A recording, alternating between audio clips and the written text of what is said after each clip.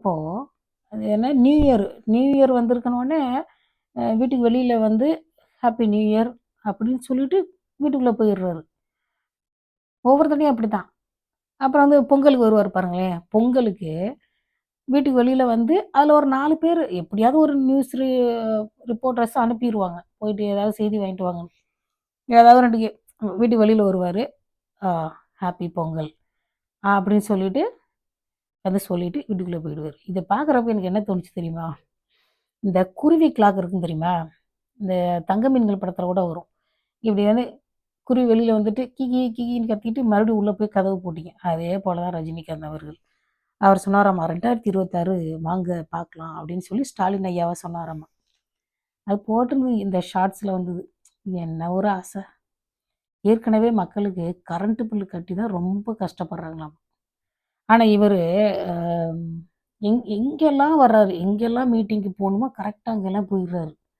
ரஜினிகாந்த் அவர்கள். ஆனா பாருங்க, சென்னையில வெள்ளம் வந்ததுல, இப்போ இப்போ இந்த வருஷம் 2025 வெள்ளம் வந்தா மட்டும் 2024 வெள்ளம் வந்தா மட்டும் அவர் வீட்டு முன்னாடி வாசல்ல தண்ணி நின்னா கூட வெளில வரவே மாட்டாரு பார்த்துக்கோங்க. இவர போல தான் நீங்கலாம் சாமி கும்பிடணும். சாமி ஏதாவது விழுந்து விழுந்து சாமி கும்பிடணும். ஆனா, ஒரு பயலுக்கும் காசு குடுக்கக்கூடாது.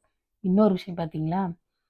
அமீர் வந்து சொல்லியிருக்கிறாரு. அதாவது கல்லூரி படிப்பை அ பாதியிலே அ அதாவது சரியா படிச்சு முடிக்காம இருந்த விஜய் அவர்களைய ஆ ஹீரோவாக்கி நடிக்க வச்சு அவர முன்னேத்துனாரு.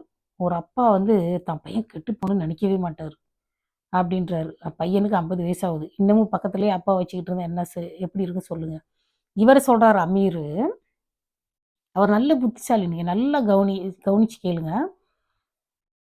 தான் கூடவே இருந்த சே சாதிக்கின்றவனுக்கு என்ன பிசினஸ்ன்னே இவருக்கு தெரியாதாமா. எனக்கு தெரியவே தெரியாது. அதாவது குடும்ப நண்பர் ரொம்ப வருஷமா தெரிஞ்ச ஒரு ஆளுன்னு சொல்லிக்கிட்டாரு அவரு. சாதிக்கு. சமீபத்தில ஃப்ரெண்ட் ஆனவங்கலாம் சொல்லலப்பா. ரொம்ப வருஷமா தெரியுன்றாரு. அவன் என்ன பிசினஸ் பண்றான்னே தெரியாதாம் மாமியிருக்கு.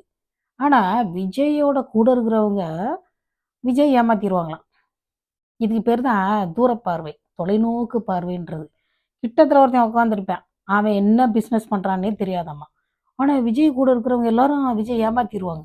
அவன் சின்ன குழந்தை. இப்பதான் 1ஆம் கிளாஸ் போகுது ஏமாத்துறதுக்கு. ஆனா, இவருங்கள்ல ஏமாத்திருவாங்க. யாரு புசி ஆனந்த், அதாவது எல்லாரும் ஏமாத்திருவாங்களாமா. ம். கூட இருக்கிறவங்கன்னா அவங்க தான. ஆனா, எப்படி சொல்றாரு பாருங்க. அப்பாவ கூட்டிட்டு போயிட்டு வச்சுக்கணுமா. அதாவது முதல் மாநாட்டுக்கு அப்பா, அம்மா 2 பேரும் போனாங்களா?